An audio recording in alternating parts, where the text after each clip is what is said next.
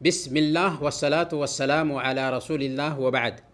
پیارے بھائیوں اور دینی بہنوں، السلام علیکم ورحمۃ اللہ وبرکاتہ۔ ایک بھائی پوچھتے ہیں کہ جمائی اور چھینک کے وقت اسلامی آداب کیا ہیں؟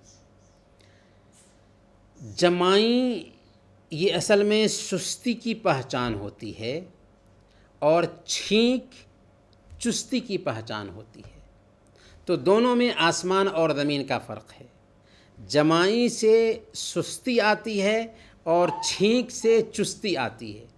جمائی جب آتی ہے تو ایک انسان سست پڑتا ہے، اور جب چھینک آتی ہے تو ایک بندے کے اندر چھینک آنے کی وجہ سے چستی اور نشاط آتا ہے۔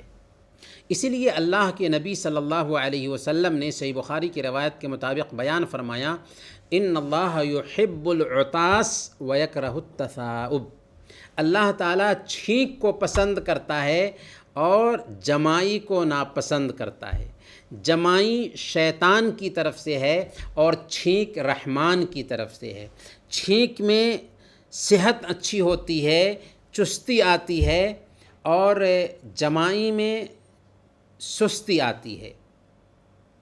اسی لیے جب چھینک آئے تو الحمدللہ کہنا چاہیے، الحمدللہ۔ اور جو سنے گا اس چھینک کو اور الحمدللہ کہنے کو، وہ جواب دے گا یرحمک اللہ۔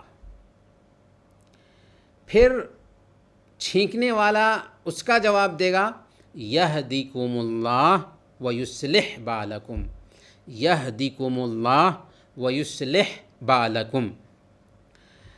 البتہ اگر کسی کو جمائی آتی ہے تو بس اسے منہ پر ہاتھ رکھنا ہے اور بس۔ اعوذ باللہ من الشیطان الرجیم بھی کہنے کی ضرورت نہیں ہے، لیکن کہہ لیا تو کوئی حرج کی بات نہیں ہے، نارمل انداز میں وہ کہہ سکتا ہے، لیکن شرعی حکم اس کو نہیں دیا جائے گا کہ اعوذ باللہ من الشیطان الرجیم کہے، کیونکہ اللہ کے نبی صلی اللہ علیہ وسلم نے جمائی کے وقت صرف یہ کہا ہے اس کو دبانے کی کوشش کی جائے۔ فَلْيَكْظِمْ مَا اسْتَطَاعَ، جس حد تک ہو سکے اسے دبانے کی کوشش کی جائے، لہذا ہم منہ پر ہاتھ رکھ سکتے ہیں۔ وصلی اللہ علی نبینا محمد وعلی آلہ وصحبہ اجمعین۔